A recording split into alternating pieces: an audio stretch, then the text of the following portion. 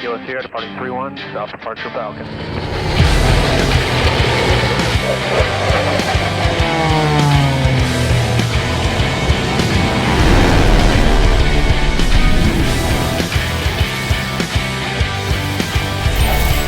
Awesome, we're here at Oshkosh 22. I'm excited to be here with Mace. We're gonna chat a little bit about her career, maybe some Air Force stuff, maybe not, maybe some things that are going on in life. But Mace, thanks for joining the podcast. I'm happy to have you here. It's awesome to be able to actually connect finally in person. For real, we've been Instagram friends for a long time, but meet in person at Oshkosh. Living in the mom's basement, just messaging back and trolling forth. each other. So, what have you thought about Oshkosh so far? So, I've been to a lot of air shows, right? Yep. And I grew up 2 hours from here, so you'd think this would not be my first time at Oshkosh, but it is in fact. Really?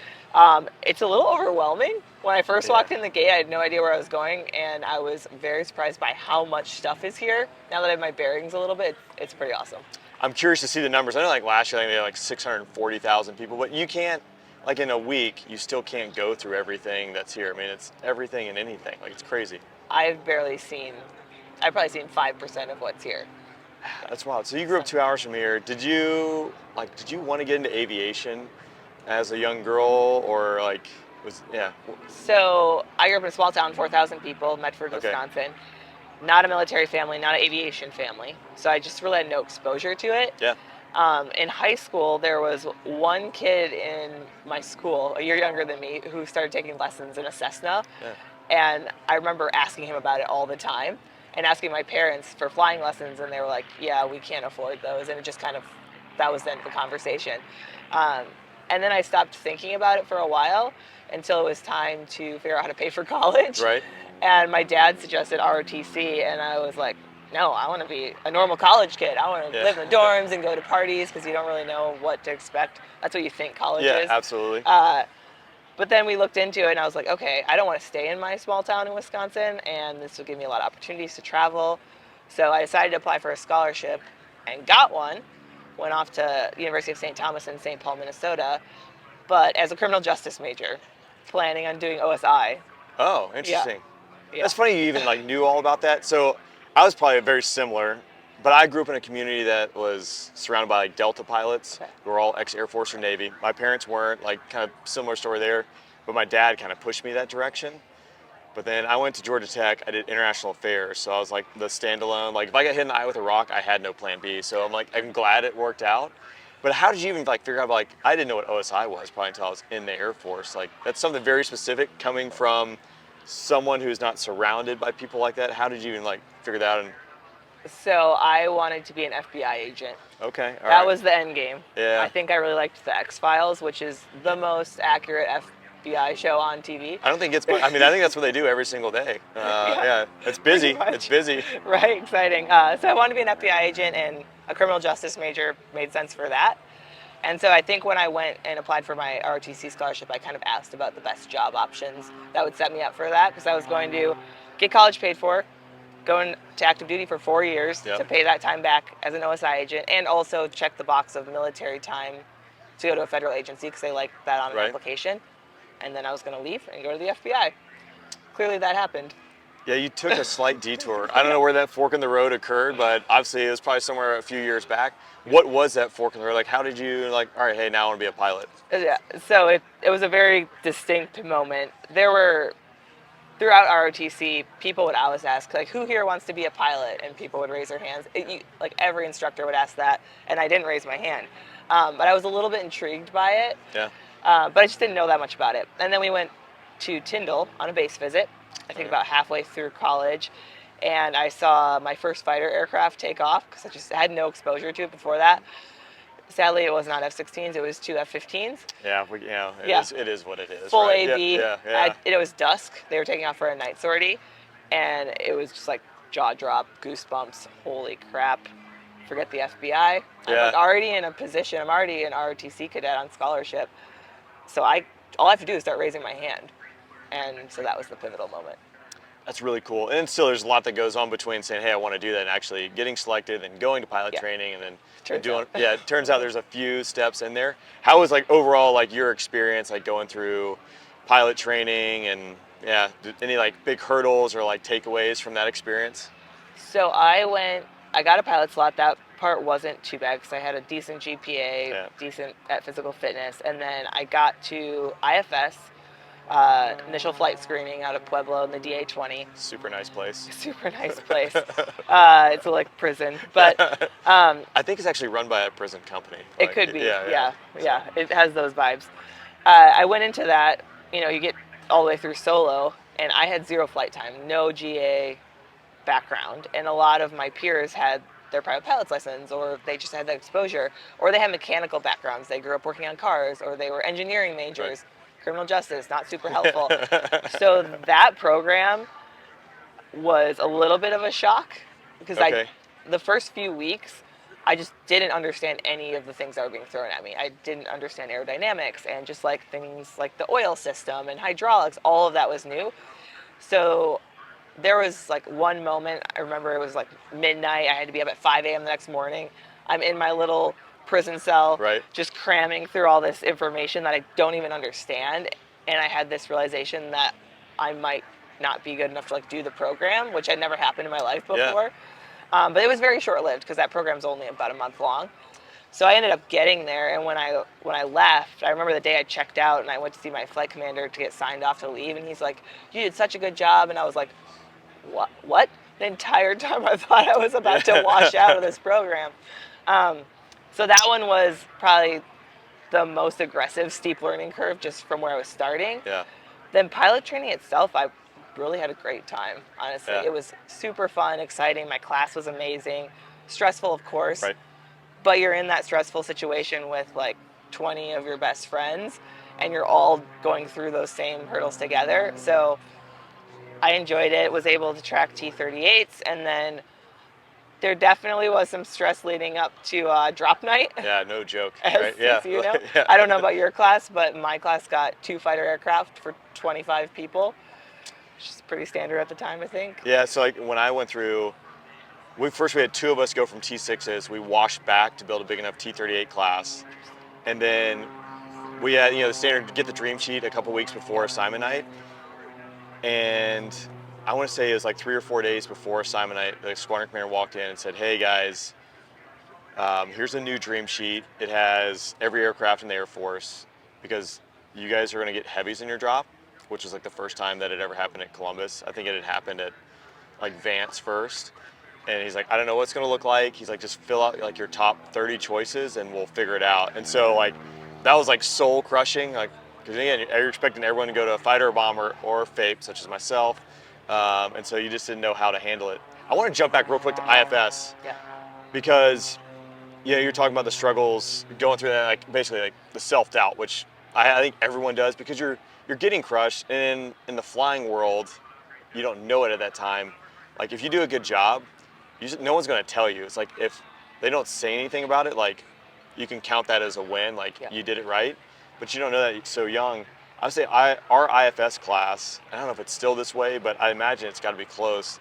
I think we started with 70, and the attrition rate was somewhere around like 30%, which is like the highest attrition rate of any of the Air Force programs. So we saw people leaving, For sure. going through, which was really stressful. But the way I did it, I was just like, keep trucking forward and like put your head down and go. It's like, it sounds like you kind of a similar path, like kind of get through that. Yeah. I think that's what I've always done is like quitting is never an option. You're just going to keep trucking forward, but that doesn't mean you're not struggling with being like, holy crap, what am I getting myself into? Yeah.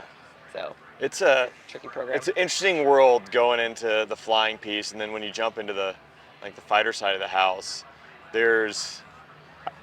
wasn't super easy for me. There's definitely a lot of like debriefs that were relatively painful. But it's just kind of one of those things that I just put the head down, try to like learn from that, and like make myself better for the next round. But you jumped right to the Viper out of pilot training. Yeah. How was that? That was also quite the leap for sure. Yeah, just a little bit. Which funny that I didn't even know you were a FAPE. Yeah. But on my drop night, I was convinced I was going to become a T6 FAPE. That's what was going to happen, and all of my Ps knew that, so they messed with me. So of 25 people in the class, I got to find out last. That's awesome. And they did like this Google Earth thing where we're at Columbus, and someone made this fancy program where it would like zoom out, circle around, and then it would zoom into the base you were going to. And so mine, it zooms out from Columbus, circles around, starts to zoom back into Columbus, and then it hops over to Luke in Phoenix, which That's is awesome. F-16 training. And I was up there just like holding my mug of beer, about to lose it. Yeah, so that was funny. But I went off to Luke for F-16s, and the flying of the jet wasn't that hard of an adjustment. Yeah. It was the tactics that we started to learn, and that was a lot. And again, I'm like, man, I should have been an engineering major or something that would have prepared me a little bit better for this. But criminal justice does not set you up to understand frequencies and like fuse delays and all that stuff. I was just like, what is happening? It's a whole nother world. Like that's some, and let's dig into that in just a minute. We're gonna take a quick break, and then we're gonna come back into talk about F-16 and the rest of your career. Okay. All right, we're back from the break. Oshkosh is just dynamic. We got jet noise, plane noise, sun, everything we're dealing with. But I want to jump back into F-16 stuff as we kind of talk to Mace, going through your career in the Mighty Viper now. So we're talking like the fuses, the tactics, everything like that. Not coming from an engineering background. I'm not very smart. Same. So like they're like people like very smart flying these fast Yes. planes, and they just like get it. I had to work, I think, pretty hard to like figure this stuff out. And there's so much to know. Like that's like management. So big picture too. Like this kind of ties into a little bit what you're doing now, because you've taken a slightly different career path outside the Air Force, and we're going to get to that. But managing these like big problems or very detailed oriented problems that are challenging, how do you kind of go through, how do you manage that? Grenade. Yeah, it's so easy to get overwhelmed. Yeah. And then as you start to get overwhelmed, you get that like snowball effect and like hopeless feeling. The same thing that can happen on a flight. You know, Yeah, a check absolutely. ride, one little thing goes wrong, and then you're stressed about that, and it just piles up. So I was not that good at managing it at first, honestly. Yeah. I flailed around a lot, and if I knew some of the stuff I knew now and went back and did it again, I would have definitely asked for more help, Yeah, because I felt like I needed to prove something, I think. absolutely. And especially almost always being the only woman in the group, that made that pressure a little bit greater, Yeah. under a microscope. So I felt like I had to be the one that knew all the things, and I couldn't ask for help. And so knowing now that actually having the humility to be like, hey, can you spend some extra time explaining that to me? People actually look at that as a strength, not a weakness. 100%. But my perspective on that was skewed at that point. Mine was too, and I think that's really good. I didn't really think about that, but like asking for help. So when I was going through Pitt, we had a C model guy going through Pitt, and you know, he was the only fighter guy. You know, in my mind, this guy was up on a pedestal, knew everything, super smart. He's got a PhD now. Like, he's that type of guy. Smart. But he was not afraid to like ask questions in class. Like I would sit there, shut up. If I didn't know something, like maybe I'd ask a bro like later on, or I would try, you know, it was gonna be in private. But without fail, he might ask like 15 questions, and it'd be like the simple question. It was the exact thing I was wondering about, had no fear doing it. And to me, I took away, and that's something I carry today, is like, I think it is a strength. Like one, there's a little humility in there that you don't know everything, and it doesn't matter what job you're in, but being willing to ask questions and lean on people who have more experience than you, that maybe they work for you, maybe you work for them. Like that's a tough thing for people to overcome, I think. Yeah, because I saw it as showing weakness, and like that was going to be looked upon as a fault. And a lot of it was me not understanding fighter pilot culture. Yeah. And being new to what, you know, coming in without a lot of perspective, I felt like was all like super type A, like very, very confident. And I was a super shy kid. I'm an introvert. Like I'm just not, I don't usually speak up in like group settings. And so I was trying to fit into this new culture that I just didn't get yet. And all of that led to me not asking for help when I should have. And so I just struggled along behind the scenes, and it worked out, obviously, but it was painful. Yeah, there's definitely, but those moments I think make you stronger, right? Like now that is something that you carry with, like how you execute on a daily basis. But I always say like there are those that have and those that will. Like I think it applies to everything. So maybe you understand concept A and I don't, but I understand B and you don't. Like not being afraid to like ask questions and lean on people, because I think we make each other stronger. That is not an easy thing just to overcome. No, for sure. You hit on this, which for those watching and listening, this is probably an obvious thing, but you're female. Female fighter pilots are, I would say, not rare, but the percentage-wise is relatively low, obviously compared to males. Yep.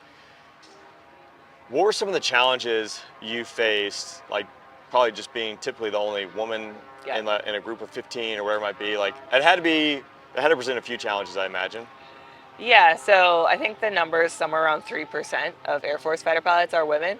Yeah, relatively low. Yeah, I think we all know each other because it's so low, which is cool because it's almost like this super close-knit group that automatically forms, and there's always people you can reach out to for stuff, but you will usually find yourself as the only one or maybe one of two in a squadron, and it became less of a challenge as I got older and more confident and more comfortable in my skills as a pilot and in just the dynamics in the squadron.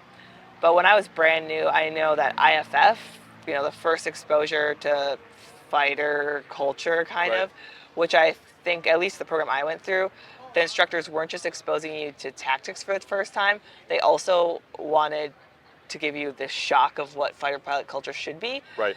And I was coming through in 2011, so it was a really pivotal point for culture in the fighter squadrons. Yeah, big. Yeah, you were moving away from kind of what you imagined from Vietnam, where it was a little more rough around the edges, to more what you see now. And so there was some resistance to that shift. Maybe a little bit. Yes. If I remember correctly. Yeah. So being a woman in a squadron when that was happening, I think there were some people that were frustrated with it. And that's you can do a whole episode on just that. Yep. But IFF specifically, my flight commander, we did our first roll call. My flight commander pulls me aside beforehand and gives me like this pre-brief on all these things that are going to happen. And some of the stuff he said was completely insane to me now. He's like, there could be pornography on the screens, there could be this happening, this is what we're going to do, blah, blah, blah. And he's like, if that makes you uncomfortable, you can leave. But specifically pulled aside and all by myself in the dude's flight commander's office. That moment sticks out to me. It was like burned into my memory because I was like, this is what I just stepped into, because I didn't really know what to expect. Right. And honestly, the stuff he talked about ended up not happening or not being a big deal. But I remember being so uncomfortable. Yeah. I'm a brand new lieutenant and this is a major, and I'm just like, what am I getting myself into? So that sticks with me. Once I got off to my first combat squadron, Misawa, I had Smoke and Sharon was another woman, and she was also in my B course class, so we knew each other and were good friends, and that was just so amazing to have another person. But it was stuff that seems insignificant, like not having flight suits with extended zippers so you can use a pedal pack in the jet. Or still, gosh. Yeah, we can do an episode on that as well. It's quite the process. Or just not having flight gear that fits you, or going somewhere and there's only a male bathroom. Yeah. And they just don't have a women's bathroom because there are no women in that squadron, even though there are. Right. Just little stuff like that seems insignificant, but it just grinds on you over time. Yeah. And then another thing I always noticed, and this happened my entire career, is being either on a group email or in a briefing or in an assembly of the whole squadron. So there's 50 of us in there, and whoever's on the stage being like, all right, gents, all right, gentlemen, dudes, men, and they don't mean anything bad by it, but every time I was very aware that I was different from everyone else. Yeah. And sometimes they would be aware that they did that after they said it, so then they'd be like, and Mace. And Mace, yeah. And so then I'm like, okay, I don't know if I'd rather just have you group me with everyone else or call me out. I'd probably just rather be called a gent or a dude. Yeah. But again, insignificant by itself, but when 10 years of that all the time, you're like, I'm not like everyone else. Yeah. So, which I think we can talk more about this too, because I think it is interesting. The one thing I found out in the squadron, so diversity-wise, maybe not race, sex, those squadrons are not very diverse. Yeah. But from background-wise, I did find that they're very unique individuals. So they're not from Georgia like me. They're from some small town in New Mexico, and they grew up in a camper, and they don't wear shoes. They just walk barefoot around, very different than me. Yeah. But there are those, like, that kind of diversity of thought and people, like, again, it's not the most diverse organization, right? So asterisk there, but I did find that I have some friends who are like, if we'd met outside of the military, like, we probably would not have Yep. hung out because we just come from such polar opposite places. For sure. But yeah, it is interesting. You know, the piddle pack thing. This thing, when I was deployed, this is too much sharing, right? But like, you would burn through like 4 or 5 Oh, piddle yeah. packs in like an 8-hour sortie. Yeah. Like, that's normal. Like, you're hydrated. So Tally Howarth, a good friend of mine, only female fighter pilot in our squadron, were deployed. Like, she would have to dehydrate herself. So you're doing a 7-hour sortie, but you're getting in the jet an hour early, and you're probably sitting in the jet for 45 minutes after you land.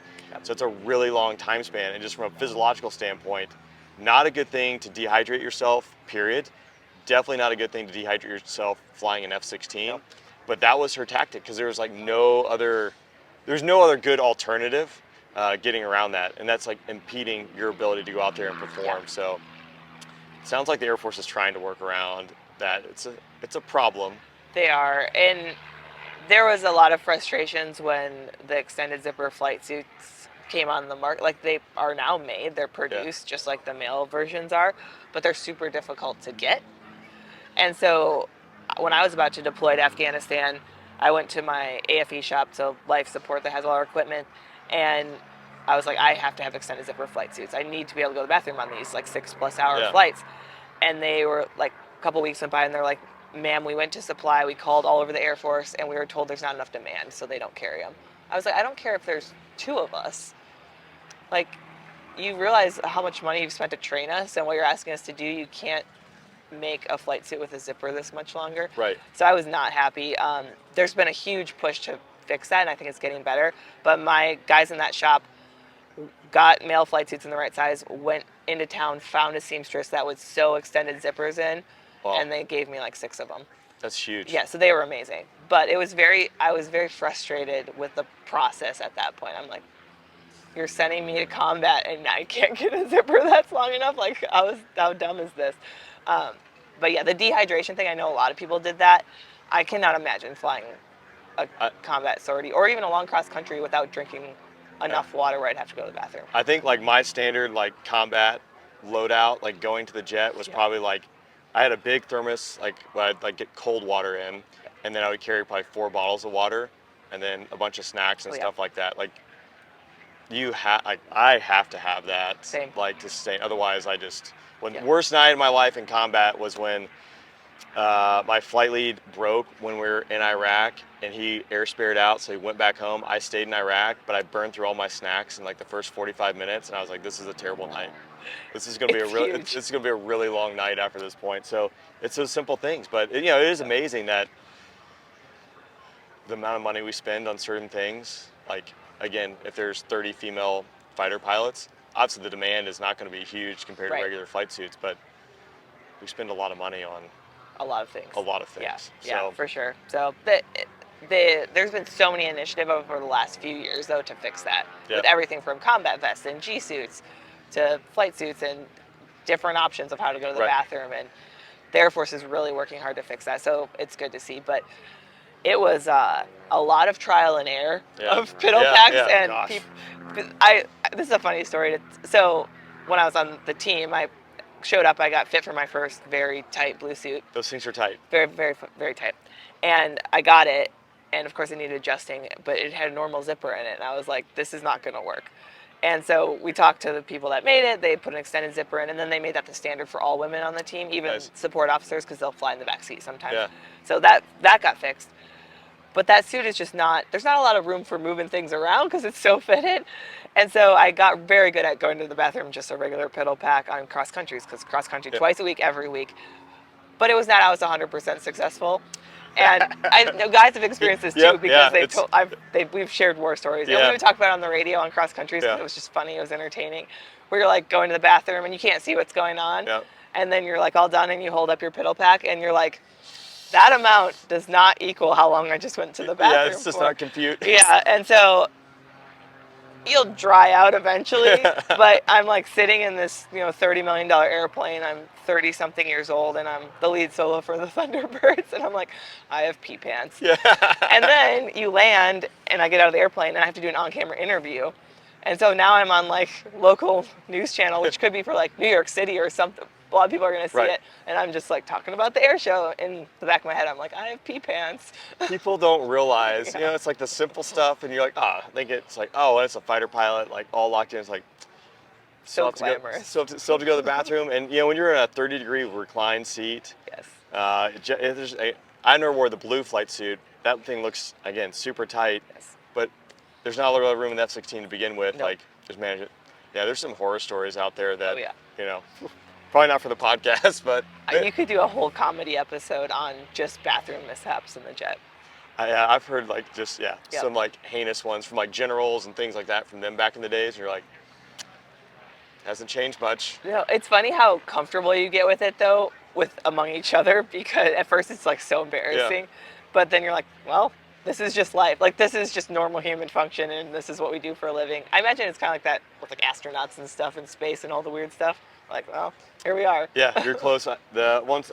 I'll share the story. But like my boss, we finished a very long AOS movement. He gets there, lands, and like he is just completely exhausted. He took off like 3 o'clock in the morning, getting there like 1 o'clock in the morning, fly for 12 hours. When he landed, like he had forgotten to zip everything back up, and it's just like he went to go meet the guy he was replacing, and he's like, hey, your zipper, like you need to take care of that first. It's just like human beings, and like you're just trying to like get by, which is crazy. Your transition, so you're Misawa, right? How is Misawa? Like I fly over that now, it looks really cold from 35,000 feet. Yeah, so Misawa is an interesting assignment for me. It's beautiful. Northern Japan is gorgeous. The mission is really cool. SEED Squadron. That was my first combat squadron, and I definitely, the stuff we talked about earlier of like feeling like I had to prove myself and fit into this culture, and that really took hold of me there, and I struggled through that assignment. Not that I wasn't doing fine flying, right? But like in my own mind, I was in over my head, and I didn't belong there. I mean, for those listening too, like you don't want to go against the grain in a fighter squadron. Like, if you're one nail sticking with the wrong direction, like you're gonna get swacked. So that is a big part of the culture, because you're a team, working towards the same objective. Like that's the push. And if you're gonna be the one who's going against the grain, like I imagine. So I think that's important to highlight for those who don't quite understand the culture. It's not like you just do your own thing and it's going to work out well for you. Like it might, but probably not, right? And I always it's kind of weird to talk about, because I had such great friends in that squadron, in that assignment, and we were really good at what we did. That was such a high-performing squadron that I was part of. But just me being where I was in my career, first lieutenant, brand new to the jet, just the SEED mission, even piloting on more technical stuff, I was just like, I feel like I'm going through med school right now. This is just so much stuff. And then again, being one of 2 women in that squadron, and you show up, you're not you don't have a call sign yet. There is, I think, pressure to prove yourself. Yeah, 100%. In the community and I felt like I had to establish this reputation. In this community I was going to be a part of for a long time, and because I knew that it would follow you from base to base, and I was going to get named and all of this stuff, and so I struggled with that a little bit, feeling like I had to pretend to be this person I wasn't, and that got better with time and experience and maturity, but I struggled at Misawa, and again, I think I did fine flying. I became a flight lead, and there were no big issues. Your way to the Thunderbirds. So I eventually got to the Thunderbirds. You probably did okay.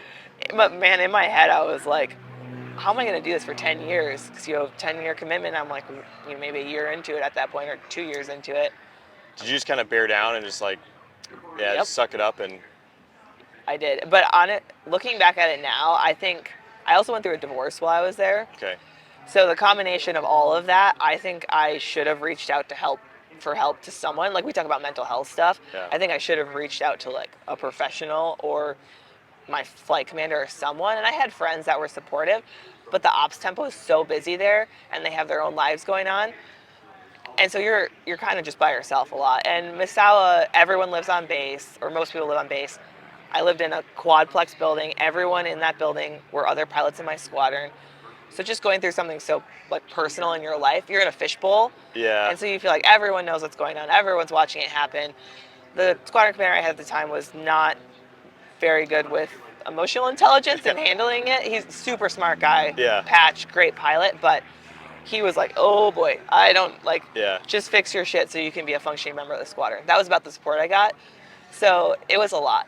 And I can see, like, especially being, you know, new to the squadron, and then you're obviously dealing with a lot of life stuff, but then like being that close to work and something that's very difficult personally, you're trying not to like let that bleed over, but then everyone like kind of knows is like, well, yeah, she's Yeah, got all this going on. I can't imagine having to deal with all that. for sure. And people didn't really know what to do. They'd be like, sorry. And they're like, so you ready to brief? Right? Yeah. I mean, honestly, I wouldn't Yeah. know like facing that because you're like, you know, You don't want to pry. what but- do you say and like what do you do, and you know it's not good, but yeah, that'd be a tough situation to go through. Yeah, so again, that squadron was so good at the mission, and it's such a beautiful place to live, and there's a lot of cool cultural stuff there, and so many people love that assignment. Personally, I struggled through it, but that 3 years also taught me more than like any time in my career field, or like in my career. Yeah, in what way? Just I had never, so I had those little moments of doubt and struggling with IFS and just going to IFF and the culture and stuff, but none of it felt like something I couldn't overcome. Yeah. But Misawa, that stuff all just piled up at once, and I was just slogging through. Like, I didn't have another choice. Right. So I would drive to work and sit in my car and not want to go in the squadron, and then I would go home and I would just go to bed at like 7 p.m. because like you're just existing. So it was not fun, and the catalyst to fix that was really PCSing to my next assignment. Okay. And then also sometimes like separation from all this stuff in my personal life. But my last 8-9 months in Misawa, I also got picked up as a safety observer for PACAF demo. Okay. And that got me out of Misawa. I got to go TDY with Code Brown. I don't know if you know him, but great dude. That whole demo team, the maintenance and everything is just tight-knit, really good people. I got to go to Malaysia, different places in Japan, and That's cool. that was like a breath of fresh air, just something new outside of that environment. Yeah, pulling yourself away and separating yourself. And that, again, I think that translates to a lot of things in life. You know, when you're down in the weeds and in the trenches, like you can't have that 30,000 foot view of like the bigger picture, and getting that like bigger picture I think helps, again, in a lot of different ways depending on what you're dealing with. So you cannot read the label from the inside of the jar. that's there you go. I'm gonna steal that one. Yeah, you're just stuck in there. Yeah, 100%. So but PCSing to my next assignment, which was a TFI, so blended with a reserve squadron at Fort Worth, that was an incredible assignment, and I grew as a person over those 3 years like night and day. I think we actually met there when I did the Alliance show. Oh, We went to dinner. We went to dinner. Yeah. So yeah, I do remember we that. lied in the opening. Sorry. So yeah, there we go. The random thought. What's it called? The stockyards. Yeah. Yeah, I remember that. That's a good. So the TFI gig, and again, you know, active duty mixed with guard. Like to me, that looked like an amazing deal. I knew as like a senior captain, 04, like if I hadn't done demo, like low PK that they would send me there, because a lot of people go there and like it's a very easy transition out of active duty into the Guard or Reserve. But can you talk like kind of how that assignment was? Yeah, so coming off of my time at Misawa and just all the things that had happened there, finding out I was going to a TFI squadron because the ops tempo was so high at Misawa, 12 to 15 hour days, I was just the epitome of burned out, like as burned 100%. Out as you can get. The day my squadron commander came in and was like, I found out your assignment, and he's like, I'm really excited for you. He's like, you're going TFI to Fort Worth. It was like someone just threw me a lifeline. Jackpot, yeah. I was like, okay, this is a reset. I can get back on top of all this stuff. And it was intimidating going there for a couple of reasons. Very experienced squadron. Yeah. There's a ton of patches in that squadron, something like 12 of them. It's like they're like all weapons school graduates. They had never had a woman fly in the squadron in the entire history. Never, not one. Texas. Yeah, well, and reserves, they pick and choose who they hire. Not that they wouldn't hire a woman, but they choose people more than even flying skill. They choose personalities because people in the reserves or the guard stay there for a long time. So they're building their family, their tribe. Yeah. And again, like I said, a lot of weapons officers. Clancy Moracle, now I forget her last name. She's married, but like she was one of my students going through. Yep. She was the first female to go through F-16 weapons school in the history of F-16 Yep. weapons school, which is like 2015 or 2014. She went through not like. that long ago. Yeah, so there's not many female patches roam around the Viper. It's true. Let alone female fighter pilots. So yeah, the pool's small. Yeah, so I was a little worried as I was showing up there Yeah. because I knew they hadn't by choice hired any women to fly for them, and now since they have this small contingent of active duty, there are 6 to 8 of us at any given point, 6 to 9 of us at any given point. Yeah, there you go.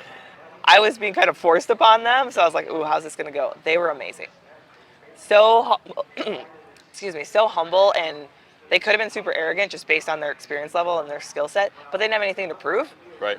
And because they had kind of like picked this group of people, there were no black sheep in the squadron. There were no assholes in the squadron. Yeah. And there was 0 people where I would see my name on the schedule with them and be like, oh, no. That's huge. And there's almost always a few of those in every squadron. And if you don't know, like, you're that person, right? Like, there's always that guy, you know? So you're like, and then you're like, wait, maybe it's me. Maybe it was me. Yeah. That's all. Like, but again, like, the guards and the reserves are different because they do. Like, when they hire someone, they're doing it because for the next 20 years, this person is going to be in the unit. And if you hire a dud, like, you're owning it and paying for it for decades, potentially. So. Yeah. They do a very good job of screening it. There's some units that have had some bad apples, and again, it's taken generations to kind of get out. So, yeah. And one bad personality can change the entire squadron. 100%. I mean, incredible. The reason I got out was really because of one commander, and it wasn't just me. I think you probably can attribute 4 or 5 patches getting out of the Air Force because of him. Then you probably can attribute another like 12, and it's like it's literally one bad person. And then the reason is you're like, well, he's gonna keep moving on. You're gonna keep moving up. The problems are only gonna get bigger and more complex, and maybe you get along with the bad apple, but like ultimately, like he has say over where I go, what, and really for me, it's like I can deal with a lot of stuff, but as you drag your family to potentially a really bad deal because something didn't go well at work. Yeah. And you're being punished, like the ramifications are very different. So it is, one bad person can be it's a cancer. Yep. You got to cut the cancer out and get rid of them. It's hard to do. The Air Force is struggling, and obviously there are phenomenal people in the Air Force, but this is a conversation that comes up quite routinely. Like, unfortunately, and I was talking to a wing commander last night. I think like the best thing the Air Force did was get rid of like the below the zone and like school selects to like major, because not to go too far down the road, you would pick your show pony, as I call them, very young. Yep. And just because you're great at flying the jet tactically doesn't mean you're necessarily a great leader. For sure. There are obviously guys and gals that do both very well, but sometimes you pick the guy who does very well tactically and just moves up the food chain, and it's like that is not the person that you need to be in command. And unfortunately, they can do a lot of damage on the way. The gorilla in the china shop just smashing and breaking things and leaving a wake of destruction. For sure. Yeah, it's a retention problem. Yeah, 100%. Pushes people out. So that kind of jumps in the retention piece. Thunderbirds. Yeah. Doing a lot of air shows, flyovers, go out there, engage in the community, hopefully like recruit, inspiring the next generation to fly. How was your experience on the team? So the Thunderbirds is such a unique assignment, and you probably experienced some in Viper demo. The coolest parts of my career and the best people I worked with, and also some of the hardest parts of my career. Really? The schedule is very difficult, and you're in a little bit of a pressure cooker. So on average, the team's gone about 240 days a year. That's a lot. For 3 years. Yeah. Yep. So that is hard. That's the hardest part, is you're gone from your family. Every weekend is an air show, which you could be at the coolest air show ever, but you miss a lot of things. When you're gone Thursday to Monday, from March to November, you're going to miss kids' baseball games. You're going to miss graduations and weddings and just all kinds of things. 4th of July weekends, like everything. So I realized it's hard to complain about that because people see the shiny side. Absolutely. And they're like, well, you're doing the coolest job on the planet. Wow, how can you complain? But you're still human. You still have families. Like, I met my husband when I first moved to Vegas, And so we got married just a couple of months into my first show season. And so our whole first 3 years of marriage, I was gone 240 days a year. So that's hard, no matter Yeah. how fun the job is. So you have that side.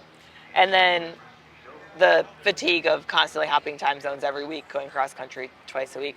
But then you have just, the flying was by far the most fun flying I did. Yeah. Absolutely. Like flying upside down over the Pacific Ocean at 100 feet, and like when I got proficient, I would be more aware of what else is going on besides just staring at my HUD. Yeah. And I would see like a boat over there, and I'd be like, oh look, pelicans, and I'd be like, oh there goes the show center boat, and it's just such a surreal setting. I remember the first couple shows going from learning this routine and practicing over the desert, over the range, which is just brown dirt. Yep. And so there's not a lot of things to distract you, to rolling in and taking the line, and there's like cows and cars and power lines, and I'm just like, holy crap, there's so much going on. But as you get more comfortable in it, again, you realize how cool it is. 100%. The stuff that you're doing, and then the formation stuff. I, like a lot of fighter pilots who have not done it, probably underestimated the difficulty. Yeah. And we're like, oh, loops to music. How hard could it be? Flying the loop and the roll when you're not on the source and you're the outrigger is the hardest stuff I did in the whole demo. I believe it. Yeah, the roll. So you always joke like coming up initial or whatever, like, you know, number 4 is on the end of the whip there, but like you're doing loops and rolling, like you're really on the end of the whip, especially as like the solo, like when you're hopping into the diamond, the whole 6 ship there. Like, how long was that upgrade process? Like, get like, hey, certified by COMAC, you're ready to go. Getting proficient and comfortable is like a whole nother story, but. Yeah, so showed up in October, started really flying in November as the last team was wrapping up show season. And then COMAC cert was, I think, in like early March. Okay. So you have a handful of months there. I flew well over 100 upgrade sorties in that amount of time. Yeah, I was crushing my hour count for any other year. Right. We would fly, sometimes we would double turn every day, Monday through Friday. And especially, I worked on my stuff with the lead solo at the time and just doing repetitions of single ship maneuvers, 8 points, 4 points, inverted stuff, all that. And then the diamonds working on like all their diamond specific stuff. And then we come together as a Delta, you start to sequence the show together. You work on flying formation as a Delta, which you could do a whole flight of just working on that over and over because it takes so many repetitions. And then as you get to the point where like, okay, we can go through an entire show sequence, now it's like full throttle because everyone is flying together. It's the same 6 pilots every sortie. The schedule is mirrored just over and over all week long, and that gets exhausting. Yeah, that's soul crushing hearing like that. Just how busy that is. We always said that our family is like training season because we were home at night, but for the pilots in the demo, training season was harder than show season because you're not getting the reward of getting all these cool opportunities and the feedback of the crowd and all of that. Right. It's just the grind. Let's go fly, debrief in detail. Again and again. Go do it again and again and again. Yeah, that'd be soul crushing. But I mean, it's a pretty good deal. Again, it's like the shine. Like, to me, like doing demo was by far like the best assignment. Yep. I don't think I was probably 220 days a year is like probably what my count was, but I had more autonomy. Like it was just like me and like 12 maintainers. So like we had a little bit more flexibility. Having such a big team, I'd imagine that presented some challenges as far as like, it's like everyone is doing this or no one is doing this. Yeah, there's a lot of, it's not like us, we as a team did not choose what we did, right? That's coming from Air Force level. That came from White House level at points for like flyover requests for 4th of July and that kind of thing. And it's like, okay, this is what we're doing. And the logistics of the demands on the team with everyone who wants to put them in specific spots, that trickles down to the operators in the actual cockpits and trying to move a team of, we would take about 70 people on the road. Okay. Trying to take 70 people in a C-17 across the country and getting tanker support and taking 8 F-16s.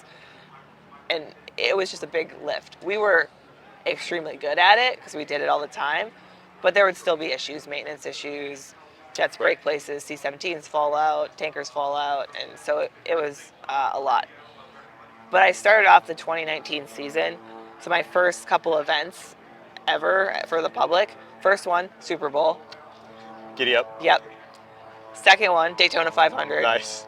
third one, red carpet premiere of Captain Marvel in Hollywood, and then we got to go to the premiere and watch it with Yes. like the cast and the after party. I do remember that too, because I remember Cajun's parents. I think you guys did a flyover Yes. of like their neighborhood Yep. stuff, which was really cool to see Cool. that happen. So Yeah. So yeah, it was like off to the races, like ripping the Band-Aid off, and like Yeah. time to go do it. I was like, this is the coolest thing ever. And everyone who had been on the team for a year was like, guys, like your expectations are now very skewed, because there'll be months later where we're hitting small town after small town, Right. middle of nowhere air show, like over and over and over. And there's none of the, like, they're just very standard air shows with Right. no experiences like you just experienced. So, like, temper your expectations a little bit. The bar just got The bar was set very right high. off the gate. Well, I know you got a lot of other stuff going on, so I want to start kind of wrapping up. But I wanted, before we do that, kind of transition to like, what are you doing now? Because you've like taken a slightly different path Yep. than most, leaving active duty. So can you kind of tell me a little bit like what you're doing now, and then also like where people can find you and things like that? Yeah, for sure. So, I'll give you a quick backstory. I was on my second year with the Thunderbirds, and I kind of decided I was going to leave active duty just for family stability and that kind of thing. And I was looking at the airlines, as Yeah, most standard. of us do. And I was like, okay, that I could go fly for Southwest. We could be based in Vegas. Like, this all makes sense. And then the pandemic happened, and quite a few things happened. The airline industry was very uncertain for a while. And then we got asked to stay for a third year on the Thunderbirds. So my whole timeline of leaving active duty got pushed a year later. So actually, a blessing in disguise. It was a shock at the time, because you're like kind of have this timeline in your head, and all of a sudden Right. it's like whoop. But as everyone was experiencing in the middle of the pandemic, so I started exploring options outside of going to the airlines and kind of rethinking things. And I realized that I would not be super fulfilled doing that, Yep. as much as it can create a great lifestyle for you. And I had been on social media, I'd been sharing these videos and kind of growing this following for like no monetization or anything, Right. but just because it was fun to share Yeah. with people. And so people were getting more aware of what I was doing. I got to be on the Kelly Clarkson show, which Yeah. that was so strange, but really cool. It's like people would reach out and be like, hey, can you speak at this event? And I'm like, well, A, our schedule is soul crushing. I don't have the time. And B, I can't do that stuff while I'm active duty. And so I kind of just filed that away. And I had a couple people that I met along the way that were in that industry that were like, hey, if you wanted to do public speaking, like, you have a great story, a great message, you could really inspire people. Okay.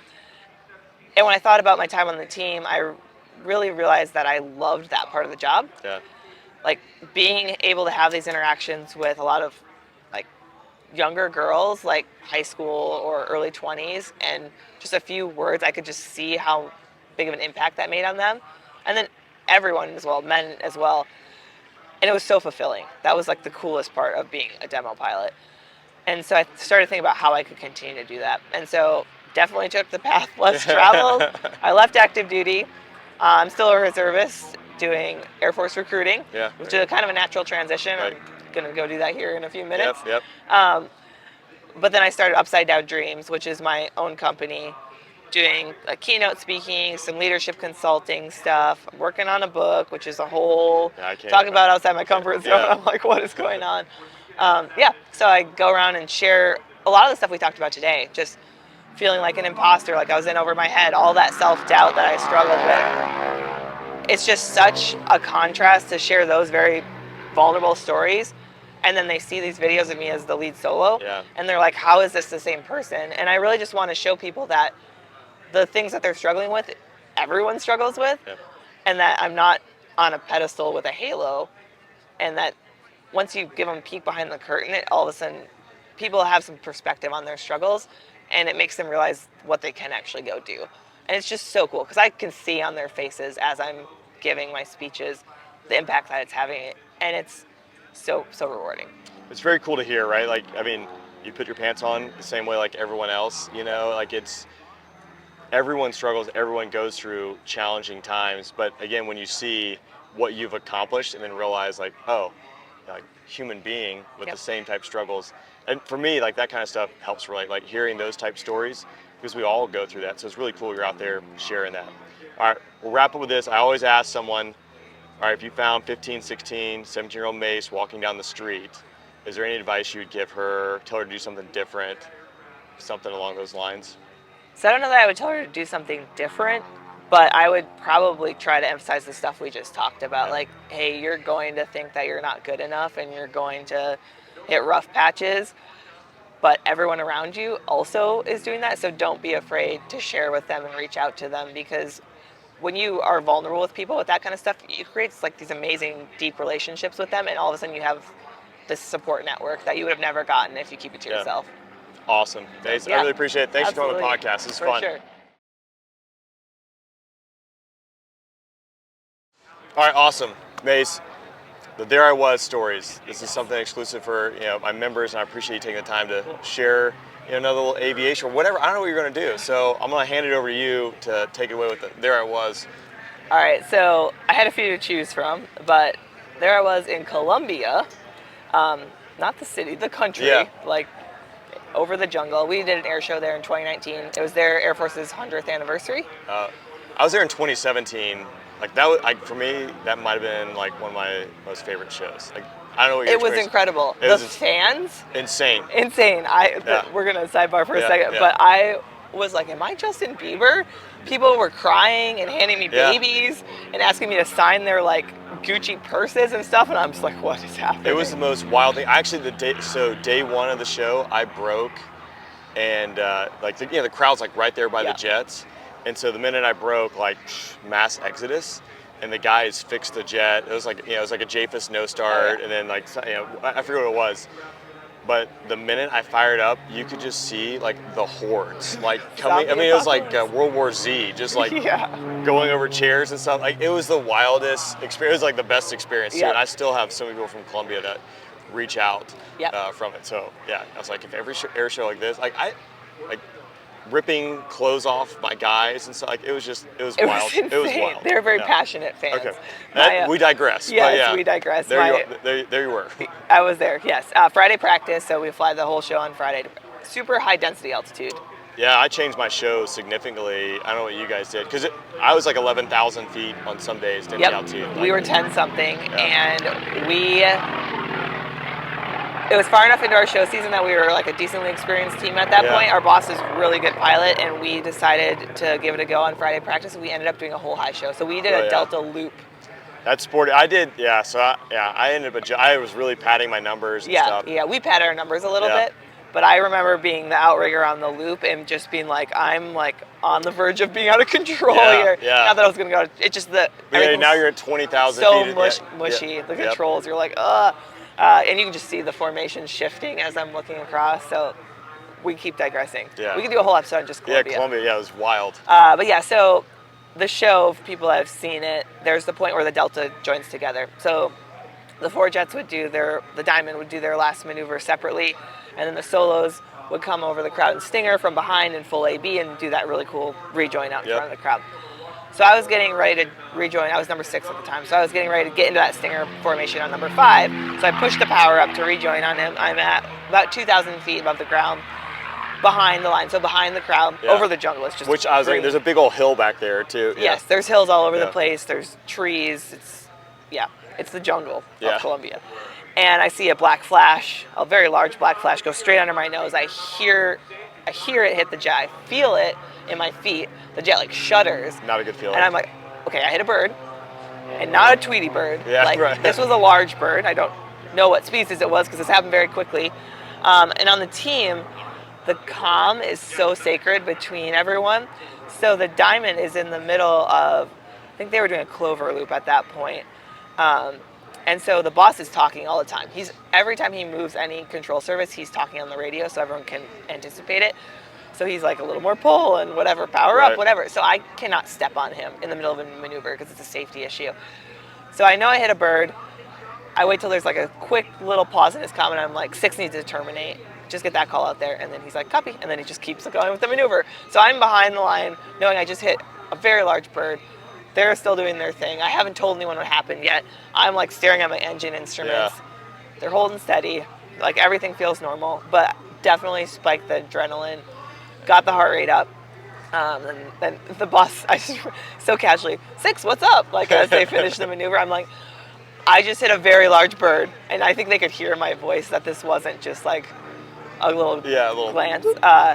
So we end the show, they go hold. 5 comes and rejoins with me, does a BD check, and he's like, he's a California, talks like a surfer dude. He's just like, yeah, you got a little something there on the left side of your intake. You probably should land. And that was all he said. I was like, okay. Is it Spider, I assume? Yeah, it was Spider. Okay. That was the plan anyway. So whatever, I fly straight and I land. Gear comes down, everything's normal. I land. I taxi back because everything looks fine. I get to parking. My crew chiefs chalk me. I shut down, open the canopy. They come up the ladder, and my dedicated crew chief, who I flew with every show, so we knew each other well, he's like white as a ghost. And he's just like, ma'am, you have 2 giant holes in the side of your airplane. And I was just like, say what? What? And I got out and looked, and it turned out to be a vulture. Like, I had a GoPro running, so you could see it, like, oh, geez. right before I hit it, and you could see its wingtip coloring and stuff. So I posted at one point, and someone that lived there was like, that is 100% this type of vulture. So they're big, like 6-foot wingspan big. Gee, yeah, and smacking that doing a couple hundred knots, not where you want to be in life. Yeah, I think I was going 400 and some knots. It's going to leave a dent. Yeah, I was shocked by the damage though. Like, yeah. Think of how hard the shell of the F-16 is. And so what we think happened is, as it was coming towards me, it was definitely like spread vulture. And I think I clipped its left wing with the intake, the edge of the intake. So the left wing or parts of it went into the engine because they found feathers in the engine. And then that cartwheeled the body around the outside of the intake, and it's like smacked the side. And it punched, they're almost exactly the size of a fist. It punched out the metal. And I mean, not just dented it, like it was like a cookie cutter. That's crazy. That's hard. And the pieces of metal were actually inside the space between the inside of the intake and the outside of the shell. So I have them. I get one to my crew chief, and I have the other one. Yeah, nice. And it's like all curled, and it has bird parts on it. I still have it at home. Like up on the mantle. Yeah, it's a cool souvenir. But yeah, they did an engine swap, and we also took a spare engine with us. Yeah. So they did an engine swap. They found feathers in there. And then we were like, oh my gosh, we're in Colombia. This jet's going to be stuck here forever. Our maintenance team, I don't know how they did it. They had one of our guys from Nellis in Vegas hand carry some parts down to us in Colombia. He was like hopping through Mexico City down to Colombia with a carry-on with the things they needed, and he got there in like 24 hours. That's incredible, yeah. And then they worked with the Colombian Air Force to get sheet metal, and they had these like actually pretty nice looking 2 patches riveted on there. We flew the jet back home on Monday. Yeah, that's incredible. Like, it's a testament to the maintenance team. Like, yeah, those guys and gals like do some incredible work. Yeah, for sure. We can talk forever. I mean, I got days where I had all 3 jets with all 3 motors pulled, you know, and they just like, they do whatever it takes to like, they see the mission happening right in front of their eyes, and the passion about it's really cool. I don't know.